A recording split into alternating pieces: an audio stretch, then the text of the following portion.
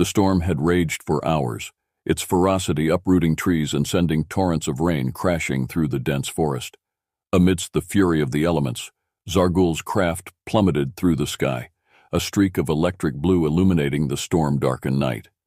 The sleek, oval-shaped ship hurtled downward, tearing through the canopy and finally crashing into the forest floor with a thunderous roar. For several minutes, the only sound was the relentless drumming of rain on leaves and the sizzle of damaged electronics. Then a panel on the ship's hull hissed open, and a slender figure emerged, framed by the eerie bioluminescent glow emanating from the wreckage. Zarghul stood tall and still for a moment, his emerald-green scales shimmering under the stormy sky, glowing yellow eyes scanning the surroundings. He was lost and alone. The landscape around him was alien. Tall trees, dense underbrush, and unfamiliar creatures that scurried away at the first sight of him. Zarghul activated his scanner, a small device embedded in his forearm which projected a holographic map of the area. The ship's navigation system had been damaged beyond immediate repair, leaving Zarghul stranded. He began to explore the forest cautiously, his glowing scales leaving faint bioluminescent imprints on the muddy ground. Each step was accompanied by a soft rustle of leaves, and his glowing eyes peered into the darkness, searching for shelter. He found a rocky overhang that provided some cover from the relentless rain.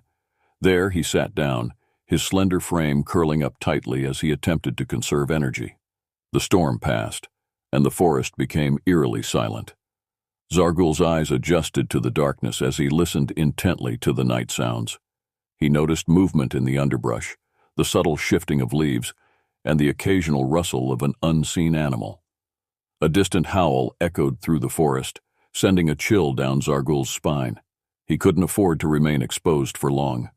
He activated the translator device on his wrist, projecting a soft blue glow as he adjusted the settings. Unknown environment, potential threats detected, the robotic voice informed him in his native language. Zarghul nodded grimly and began to gather supplies from the wrecked ship. He worked through the night, salvaging whatever he could. His clawed fingers deftly dismantled panels and extracted cables, wires, and circuit boards. He needed to establish communication with his home planet, but with the main systems damaged, it would be a challenge. By morning, he had assembled a rudimentary communication device.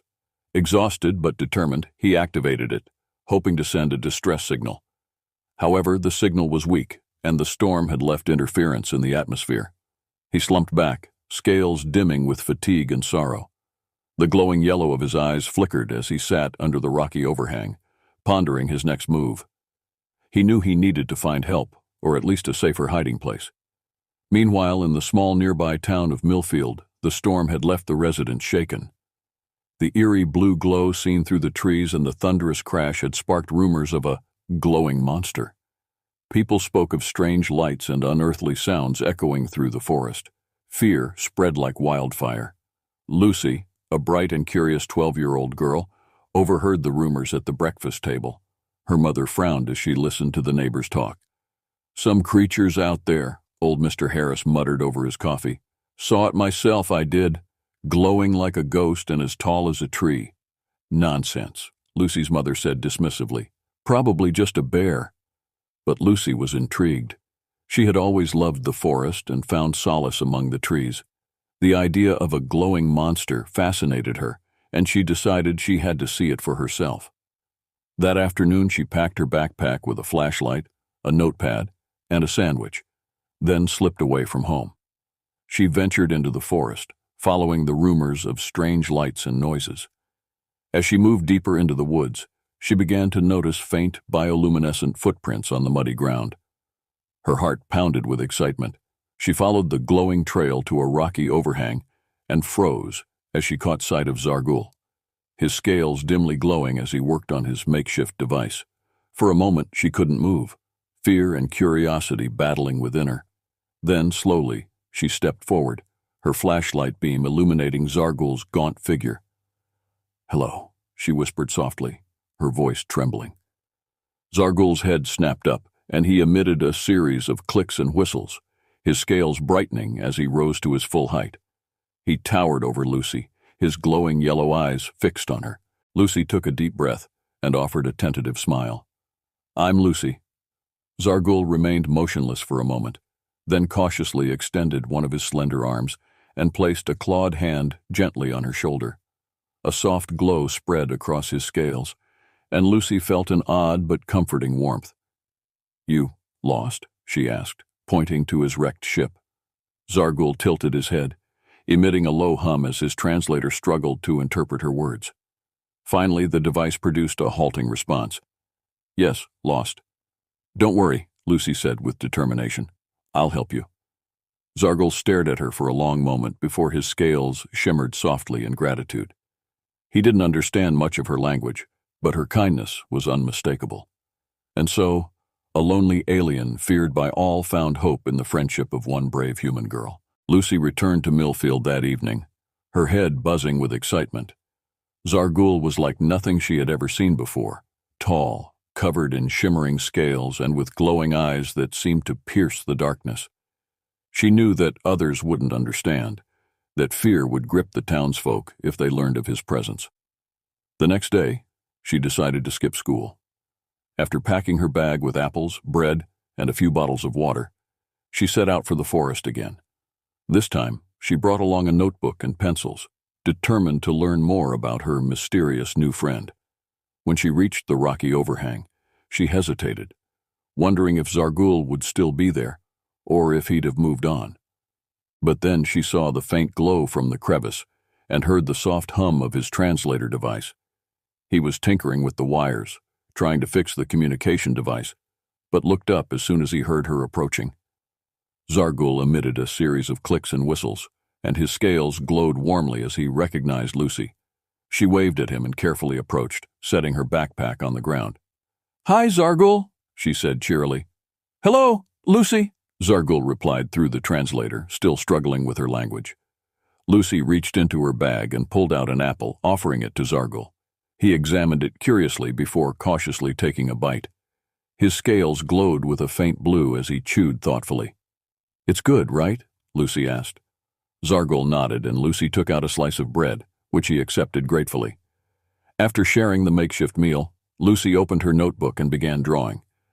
"This is my family," she said, sketching out her parents and younger brother in simple stick figures.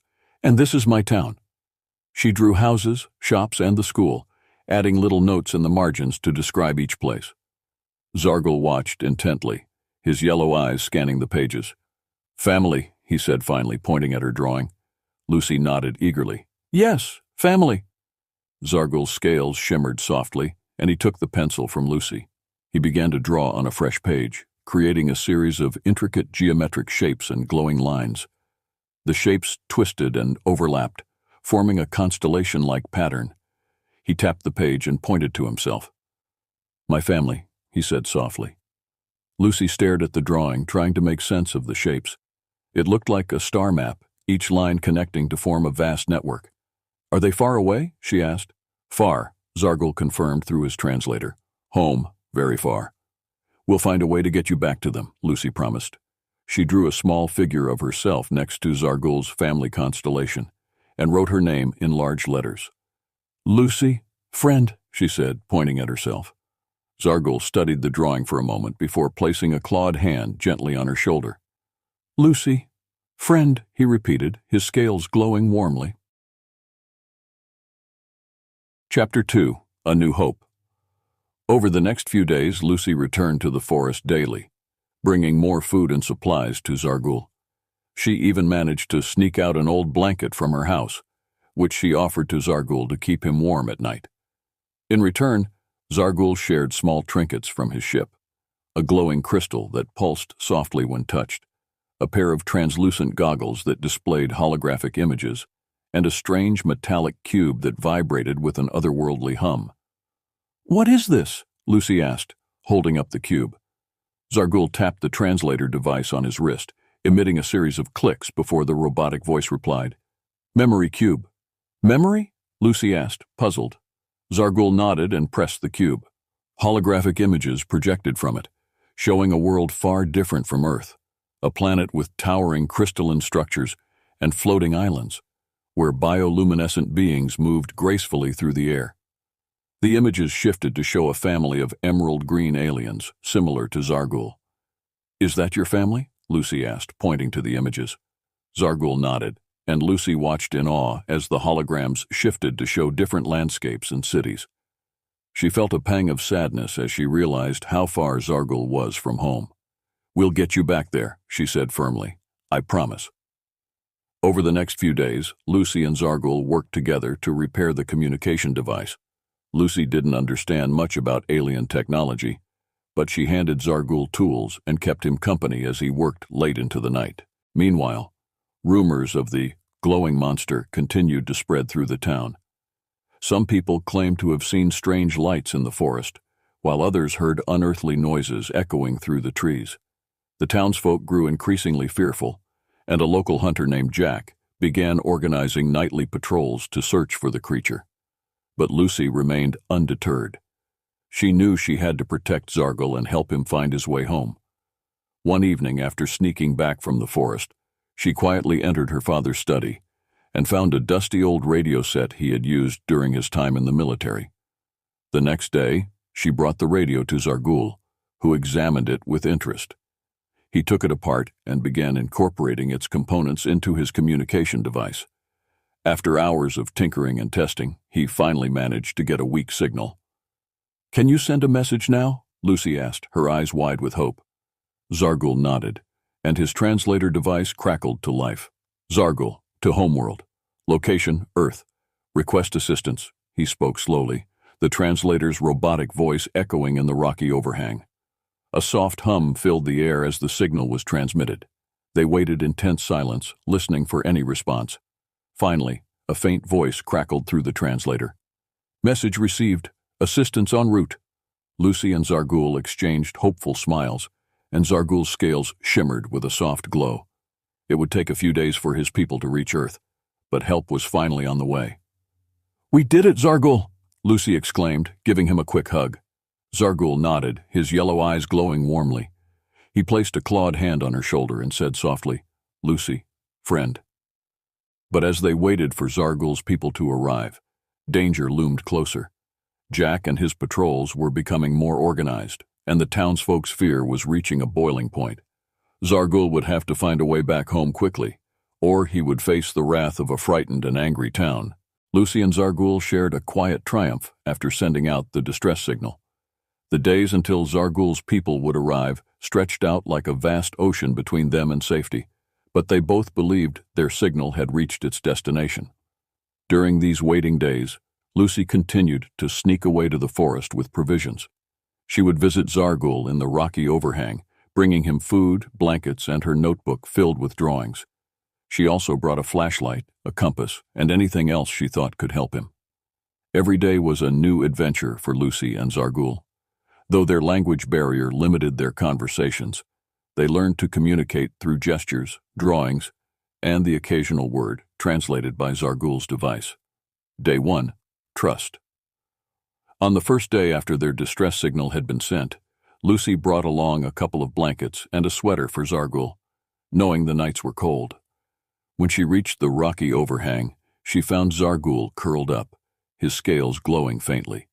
His yellow eyes flickered open as Lucy called out, "Zargul, I've brought you something to keep you warm," she said, setting down the blankets beside him.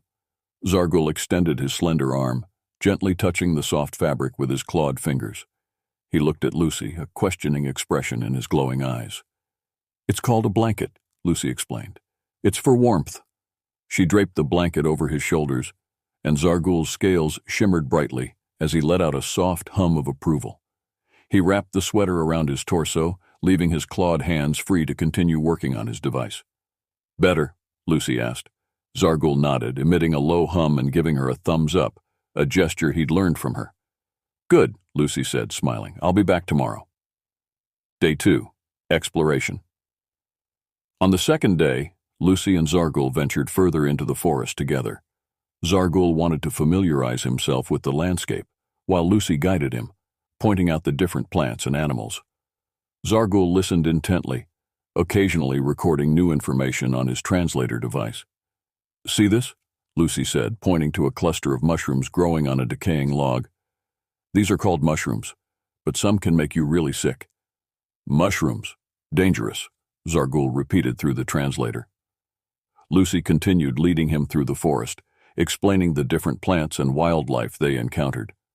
At one point, they stumbled upon a family of deer grazing quietly in a clearing.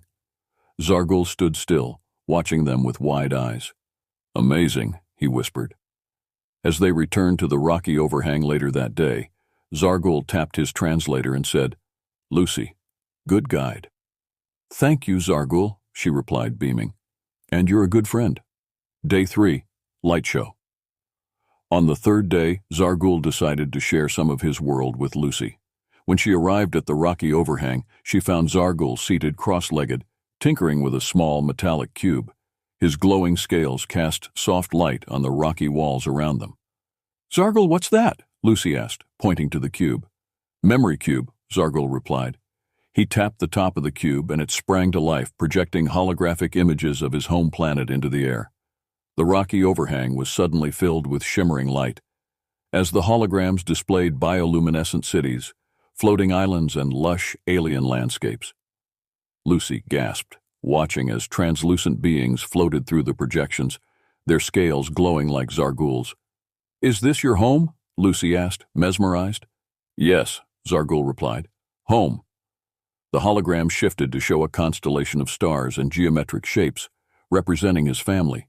The shapes twisted and overlapped, creating an intricate network of light. "Is that your family?" Lucy asked, pointing to the glowing shapes. Zargul nodded solemnly. "Family, very far." Lucy sat beside him, touched by the sight of his distant world.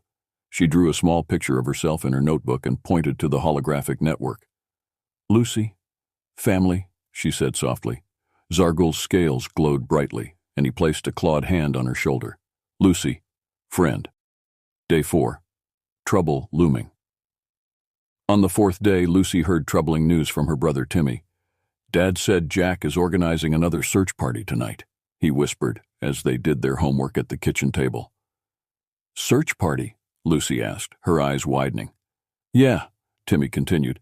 "They want to catch the glowing monster before it causes any more trouble." Lucy's stomach dropped, and she made an excuse to leave the house early that evening. She raced to the rocky overhang, panting heavily by the time she reached Zargul. "Zargul, we need to hide you tonight," she said breathlessly. "The townspeople are coming." "Hide?" Zargul asked through the translator. "Yes, hide," Lucy said, scanning the forest around them. "Follow me." She led Zargul deeper into the forest, to a small cave hidden by a thicket of bushes and overgrown vines. The cave was narrow but deep, and Zargul crouched low to squeeze inside. "Stay here," Lucy said urgently. "I'll keep watch." Zargul nodded, and Lucy pulled some branches over the entrance to conceal it further. That night, Jack and his search party scoured the forest, torches flickering in the darkness, and voices echoing through the trees. Lucy hid behind a nearby tree, watching as Jack marched through the underbrush. "It's got to be around here somewhere," he muttered. "Keep looking." Hours passed, and Lucy held her breath as the search party drew closer to the cave. One of the men stopped, shining his flashlight toward the bushes covering the cave entrance. "Hey, over here," he called. But just as the search party began to converge, a distant howl echoed through the forest, followed by the sound of breaking branches. The men turned, startled. "What was that?" Jack demanded, his eyes narrowing. "Probably just a wolf," one of the men said. "Or maybe it's that glowing monster," another exclaimed. The group turned back toward the cave, but then a sharp whistle cut through the air. Timmy stood at the edge of the clearing, waving frantically. "Hey! I saw something over here!" he called, his voice wavering. Jack and the others turned and began marching toward Timmy's voice. The men cursed under their breath, but they followed Jack away from the cave and deeper into the forest. Lucy let out a relieved sigh and waited until the torches disappeared into the trees before crawling into the cave to check on Zargul. "Safe now," she whispered. "Safe," Zargul repeated through the translator. His scales shimmered with relief. Lucy stayed with Zargul until dawn, her flashlight casting long shadows on the cave walls. She couldn't stop thinking about the mob searching for Zargul and the danger they posed. She promised herself she would do everything she could to help her friend return home safely. "We're going to get you out of here," she whispered, looking into his glowing eyes. "I promise." Zarghul placed his clawed hand gently on her shoulder, and his scales glowed warmly in the dim cave. The days ahead would be challenging, but their bond was strong, and they would face the dangers together.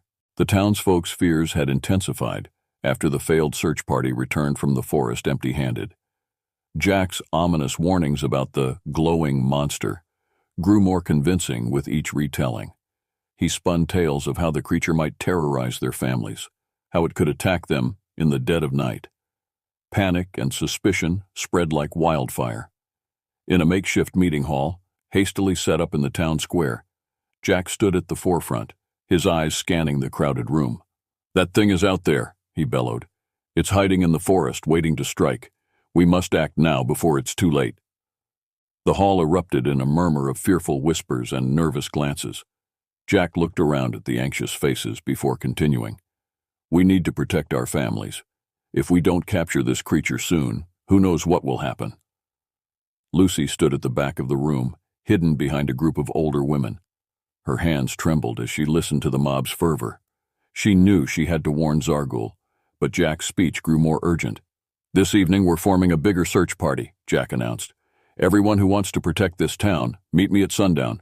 Bring your torches and pitchforks." The townsfolk nodded, murmuring their agreement as they left the hall to prepare. Lucy slipped away quickly and ran home, where she found Timmy playing in the backyard. "Timmy, I need your help," she said urgently. "What is it, Lucy?" Timmy asked, looking up from his toy soldiers. "There's a group of people planning to hunt down Zarghul tonight," she explained. "I need to warn him before it's too late." Timmy hesitated, but then nodded firmly.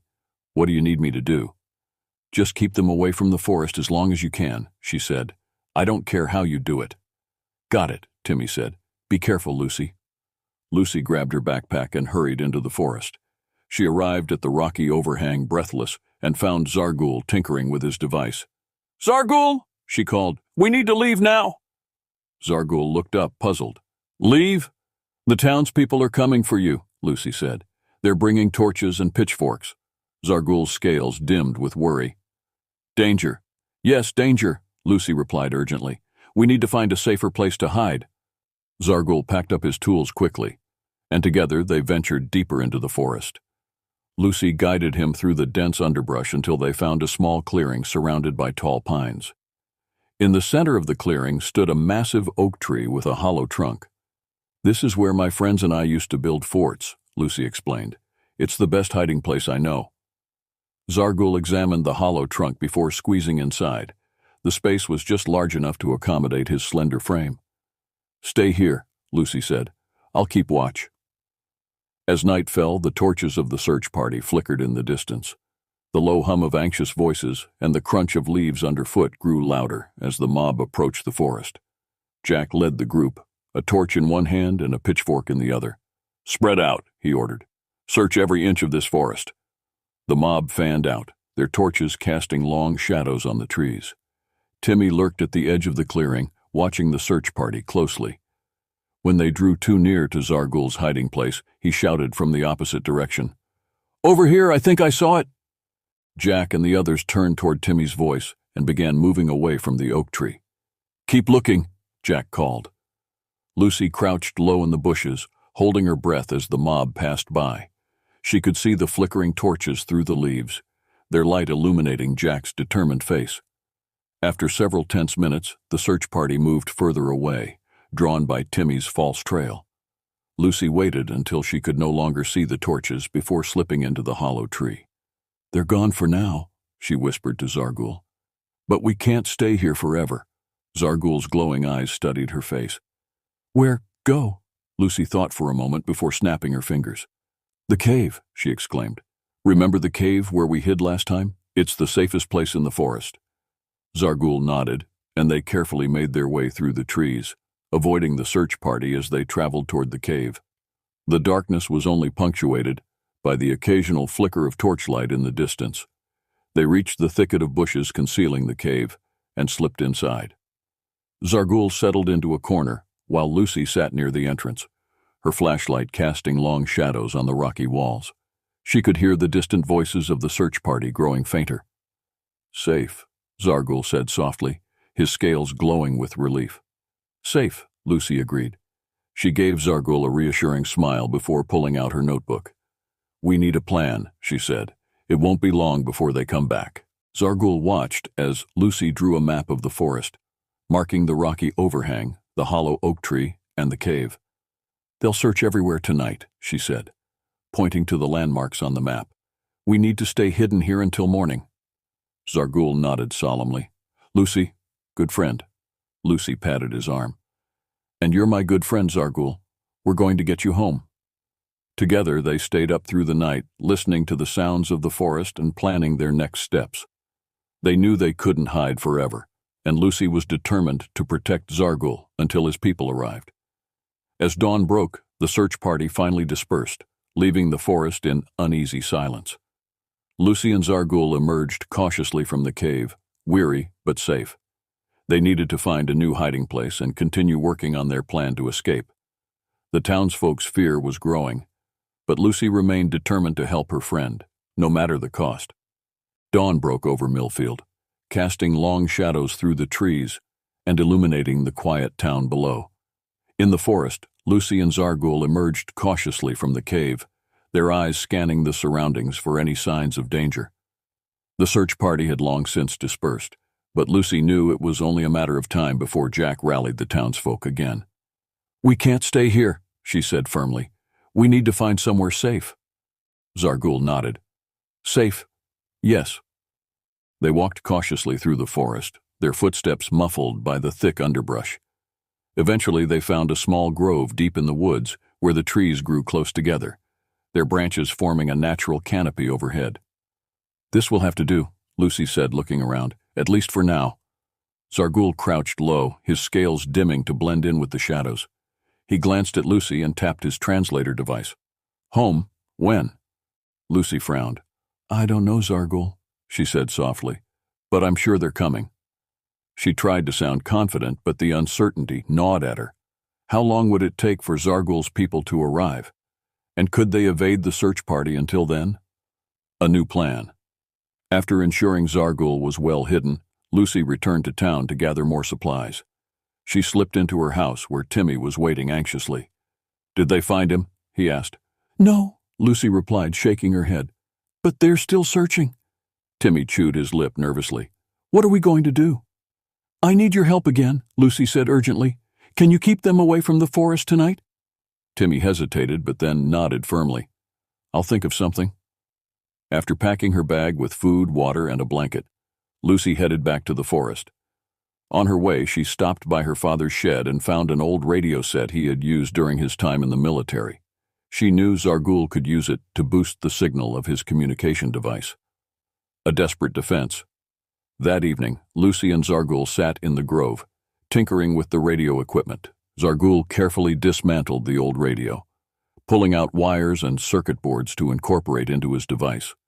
The soft hum of electronics filled the air as he worked late into the night. As Zarghul adjusted the components, the device crackled to life. A faint signal emerged from the static, and Zarghul tapped his translator. "Zarghul, to Homeworld," he said slowly. "Location, Earth, request assistance." The signal hummed for several tense minutes before a faint voice crackled through the translator. "Message received. Assistance en route." Zarghul let out a low hum of relief, and his scales glowed brightly. Lucy hugged him, her eyes brimming with tears. "We did it, Zarghul!" she exclaimed. "You're going home!" But their relief was short-lived. Jack had gathered another search party, and this time they were determined to capture the glowing monster. Torches flickered in the distance as the search party approached the forest, their voices growing louder. "We need to move," Lucy whispered, her voice trembling. "Now!" Zarghul packed up his device quickly, and they slipped through the trees, moving deeper into the forest. The flickering torches cast eerie shadows on the ground, and the voices grew louder as the mob drew nearer. Lucy and Zarghul finally reached the rocky overhang where Zarghul had first crashed.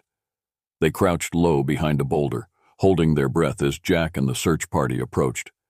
"It's got to be around here somewhere," Jack growled, his torch held high. "Spread out!" The mob fanned out, their torches illuminating the rocky overhang. Zarghul's scales dimmed to blend in with the shadows, and Lucy pressed herself tightly against the boulder. After several tense minutes, one of the men called out, "Over here!" Jack and the others rushed toward the man, and Lucy realized with horror that he had found Zarghul's footprints in the mud. "It's close," Jack shouted. "Keep looking." The search party scoured the area, their torches moving closer to the rocky overhang. Lucy could see Jack's determined face flickering in the torchlight, his eyes scanning the ground for any signs of the creature. Just as the torchlight began to reveal their hiding spot, Timmy's whistle pierced the air from the opposite direction. "Hey, over here, I saw something." Jack and the others turned, startled. "What was that?" one of the men muttered. "It's probably just Timmy," Jack snapped, "but let's check it out anyway." The group turned away from the rocky overhang and moved toward Timmy's voice, their torches bobbing in the darkness. Lucy let out a relieved breath and turned to Zarghul. "Let's go." They slipped away through the trees, moving toward the clearing where Zarghul's ship had crashed. The wreckage still smoldered faintly in the moonlight, but Zarghul scanned the skies, his yellow eyes glowing brightly. "Ship, coming," he said softly. Lucy glanced up and saw a faint light on the horizon. It grew brighter and larger until a sleek, glowing ship descended from the sky, landing gently in the clearing. Zarghul approached the ship, his scales shimmering with excitement.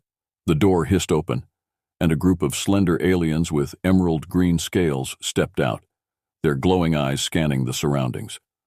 "Zarghul," one of them said softly, "you are safe." "Safe," Zarghul replied. He turned to Lucy and placed a clawed hand on her shoulder. "Thank you, Lucy. You are a true friend." Lucy smiled, tears glistening in her eyes. "Goodbye, Zarghul. I'll miss you." Zarghul nodded solemnly and stepped onto the ship, which began to hum softly. The door closed, and the ship ascended into the sky, leaving behind a faint trail of shimmering light. Redemption. The next day, the townsfolk learned of Zarghul's departure, and while many remained fearful, Lucy's story of the lonely alien softened many hearts. Jack approached Lucy one afternoon and took off his hat. "Lucy," he said gruffly, "I owe you an apology." Lucy looked up at him, surprised. "An apology?" Jack nodded. "I shouldn't have been so quick to judge that creature. You were right. Not everything different is dangerous."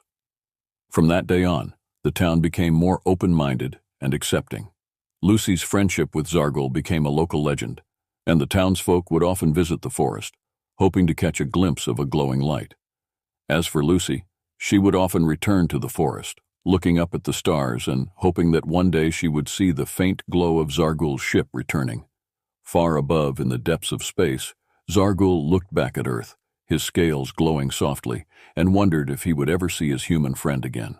After Zarghul's ship had disappeared into the starry sky, the townsfolk returned to their homes, their torches extinguished and their pitchforks lowered. The forest stood silent, save for the rustling of leaves in the breeze. Lucy watched the glowing trail of Zarghul's ship until it was no longer visible, her heart heavy with sadness, yet filled with hope. The next day. The following morning, Millfield was abuzz with chatter about the glowing monster who had mysteriously vanished into the night. Some claimed it had been a divine apparition, while others believed it to be an elaborate prank. Lucy knew the truth, and when she walked into the town square, she could see the skeptical and curious faces of her fellow townsfolk. Timmy stood by her side, his chin raised defiantly. Jack approached them, his hat in hand. His usual gruff demeanor had softened, and his eyes were filled with remorse. "Lucy," he began slowly, "I owe you and your friend an apology." Lucy blinked in surprise. "An apology?" Jack nodded, rubbing his hat between his fingers. "I was wrong. I shouldn't have led the search party against Zarghul. I realize now that I let fear cloud my judgment. He was just trying to get home." A murmur rippled through the crowd as Jack spoke. Some nodded in agreement, while others looked skeptical. Lucy stepped forward, her voice strong and clear. "Zarghul was different, yes, but he wasn't dangerous. He was kind, and he just needed help to return to his family. He came from a faraway world, and he never wanted to hurt anyone." The townsfolk listened intently as she spoke of Zargul's bioluminescent world, his family constellation, and their friendship. She showed them her notebook filled with drawings and the glowing trinkets Zargul had given her. One by one, the townsfolk's expressions softened, and the initial fear melted away. Mrs. Thompson, the grocer's wife, stepped forward. "Well, if Lucy says he was friendly, then I believe her," she said firmly. "And me too," added Mr. Harris, the old farmer. Soon others joined in, voicing their support for Lucy and expressing their regret over how they had judged Zargul. Even Jack, with a lump in his throat, looked at Lucy with newfound respect. "Lucy," he said, clearing his throat, "you showed us that sometimes it's worth giving others a chance, even if they're different." The townsfolk nodded in agreement, and from that day on, the atmosphere in Millfield shifted. People became more open-minded and accepting of differences. The forest, once feared for its glowing monster, became a place of wonder, where children would play and families would picnic. A legend is born. Lucy and Timmy often visited the forest together, hiking along the trails and exploring new clearings. They would bring friends and tell them about Zargul, the lonely alien who had found a friend in a human girl. Soon, Lucy's friendship with Zargul became a local legend. People would gather in the town square to hear her recount the story of their adventures, and she became known as the girl who befriended the stars. Schools taught children about acceptance and kindness, using Lucy and Zargul's story as a lesson in empathy. A monument was even built in the town square, a glowing stone engraved with Zargul's constellation-like family pattern, surrounded by a small garden. A final farewell. One evening, several months after Zargul's departure, Lucy returned to the forest alone. She sat on a rock near the rocky overhang where Zargul had first crashed and looked up at the starry sky. "Zargul," she whispered softly, "I hope you're safe and happy with your family." As she spoke, a soft glow flickered in the distance, and Lucy saw a faint streak of light in the sky. It grew brighter until she could see the unmistakable shimmer of Zargul's ship descending through the clouds. The ship landed gently in the clearing, and Zargul stepped out, his scales glowing brightly in the moonlight. "Lucy," he said softly through his translator. "Friend." Lucy ran to him, her eyes brimming with tears. "Zargul, you came back!" Zargul nodded, extending his clawed hand to gently touch her shoulder. "I wanted to thank you, one last time." "I'm so glad to see you," Lucy said, her voice trembling. "How's your family?" Zargul's scales shimmered warmly. "Family. Good." They stood together for a while, staring up at the starry sky and reminiscing about their adventures. Zargul then reached into his satchel and pulled out a small, glowing crystal, placing it in Lucy's hand. "For you, Lucy, to remember." Lucy held the crystal close to her heart, tears streaming down her cheeks. "Thank you, Zargul. I'll never forget you." With a final hug, Zargul stepped back onto his ship. The door closed, and the ship ascended into the sky, leaving behind a trail of shimmering light.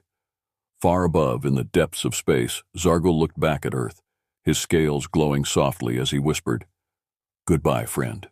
Epilogue: The New Understanding. The glowing crystal that Zargul gave Lucy became a treasured keepsake, and she would often hold it up to the light to see its soft glow. It served as a reminder of their friendship and the lesson she had taught the townsfolk of Millfield. Years later, Lucy would grow up and become an astronomer, dedicating her life to understanding the mysteries of the universe. She would look up at the stars through her telescope, searching for a faint glow that would signal Zargul's return. Though she never saw his ship again, she held on to the belief that somewhere out there, Zargul was thinking of her too.